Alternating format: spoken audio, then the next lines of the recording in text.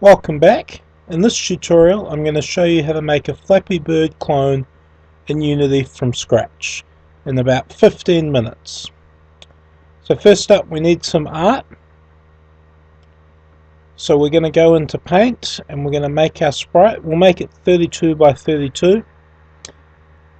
As with my other videos, this is not an art course. I'm primarily showing you how to program and use Unity.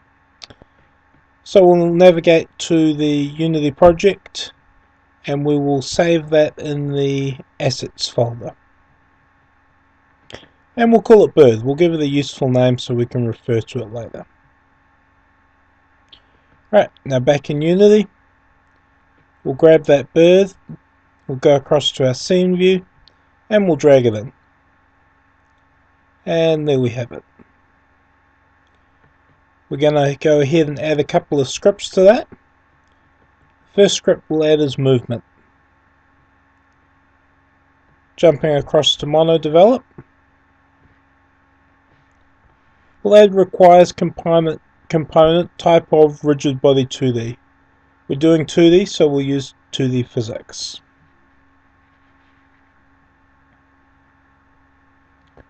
Then we need a reference to that rigid body. So we'll just create a reference, we'll call it my rigid body. And then in start, we're just going to use get component rigid body. You used to be able to just use dot rigid body. However, those shortcut methods were eliminated in Unity 5.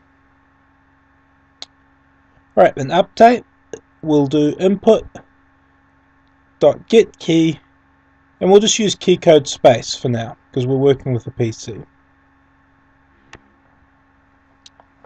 All we're going to do there is go my rigid body, and we're going to add force, and we're going to add the force up.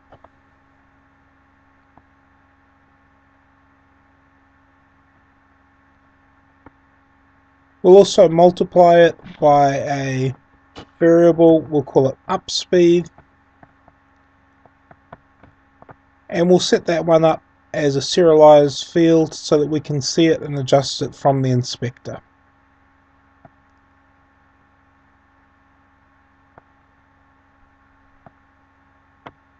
Right, we'll save that and we'll drop back to Unity. And we'll put a value in for our up speed of about 20. Add the rigid body 2D. And you hit play, and then you can see as I tap space, our bird jumps up and down just like in Flappy Bird. Alright, we're going to add a new script to it. We're going to call that script life.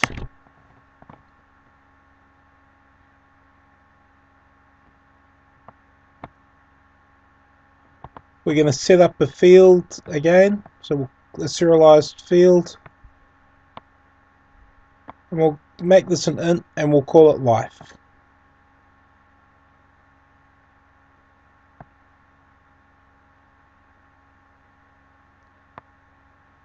Then we've got a method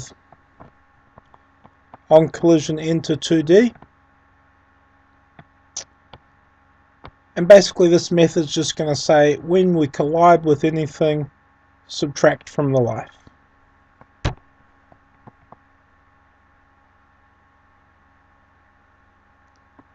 So life is life minus 1.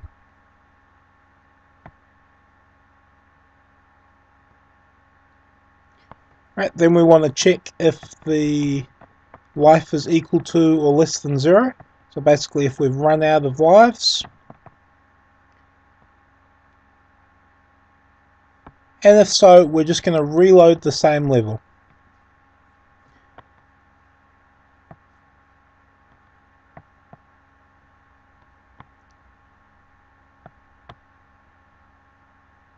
Alright, that's our bird completed, so we will go back to Paint and we will start creating some obstacles.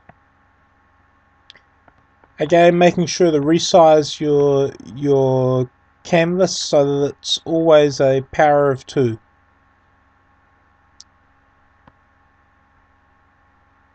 There we go. That looks exactly like the pipe out of Flappy Birds or Super Mario Brothers, depending on where you think the original came from. And again, we'll drag that in. We'll duplicate it. And we'll turn the one on the bottom round. We'll turn it around 180 degrees. And then we're going to create a new empty game object. And we'll call it obstacle. We're going to use that to parent the pipes to.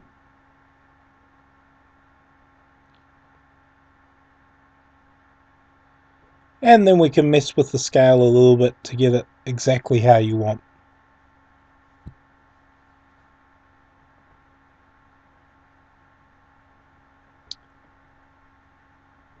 We're going to add some components to these.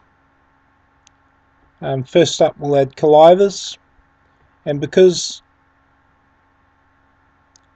it's going to be moving, whenever you've got a collider moving, you want to make sure you've got a rigid body. So we'll add a rigid body there as well. We'll turn off gravity, otherwise as soon as you turn it on, it'll fall off the bottom of the screen.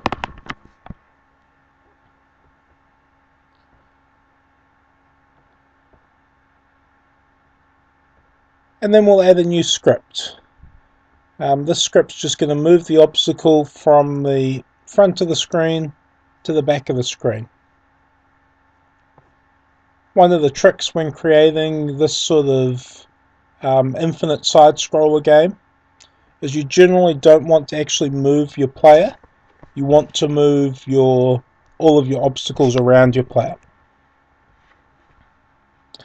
Okay, so we'll create a float field for speed. And then an update, we're going to do transform.position is transform.position plus vector3.left times speed times time.delta time.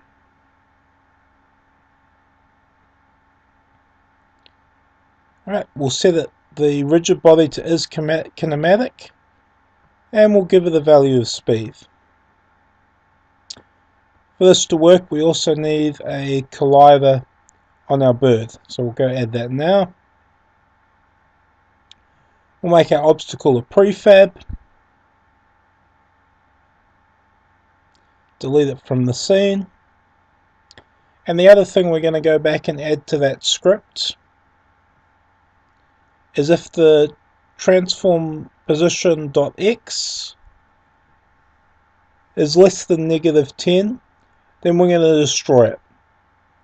If you were working for mobiles or something like that, you'd probably want to use object pooling rather than destroying, but for our purposes, destroy is fine.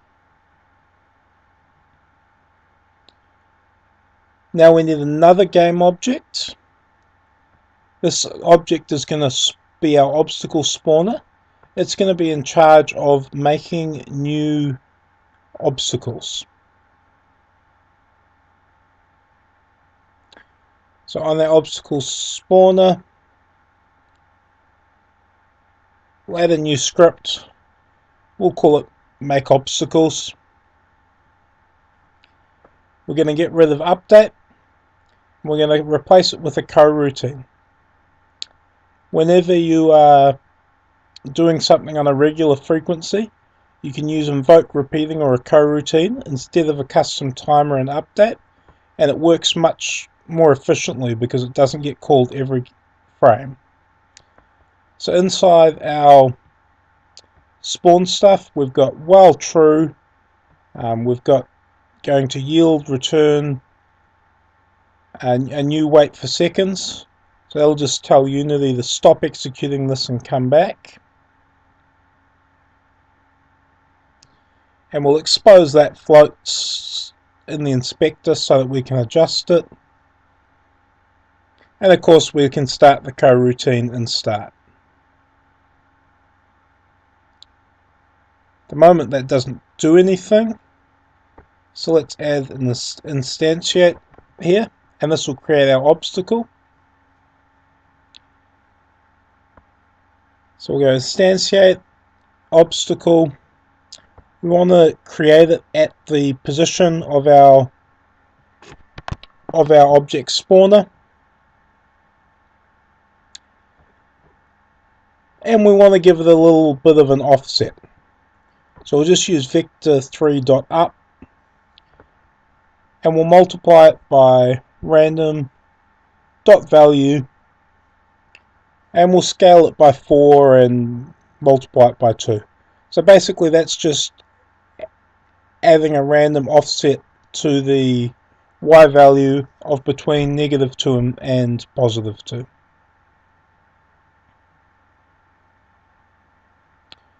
We need to create a game object field for our obstacle, and we also need to add the rotation that we want when we instantiate.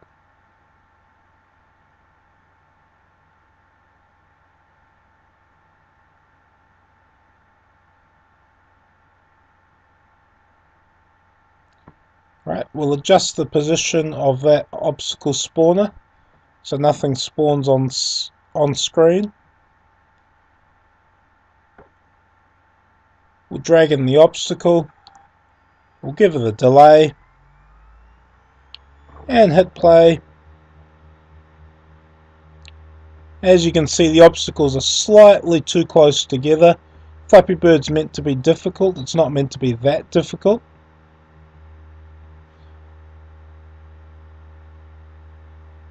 So if we make that delay 5 seconds,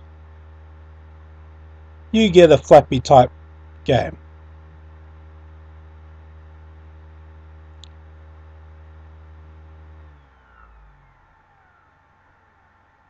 As you can see, I'm not very good at this game. Right, the last task we need to do before we can call this finished is add a couple of box colliders for the top of our screen and the bottom of our screen. So we're just going to drag those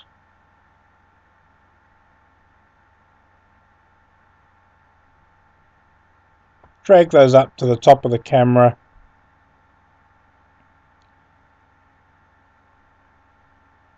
Yeah, just check that it's about where the edge of the camera is, and then adjust its size. Its exact size doesn't matter because our bird won't be moving off the screen.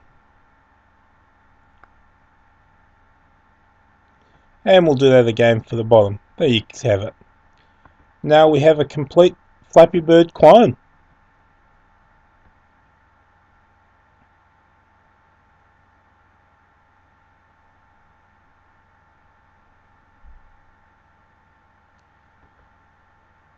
There you have it. You can see our obstacles are all being spawned, coming in from the side. You can see that random offset there. You can see our bird going up as we tap the space bar. What do you know, I'm an expert at this game already. Thank you very much for watching. I hope you enjoyed it. Like, share or comment. And if you have any questions, feel free to ask them in the comments below.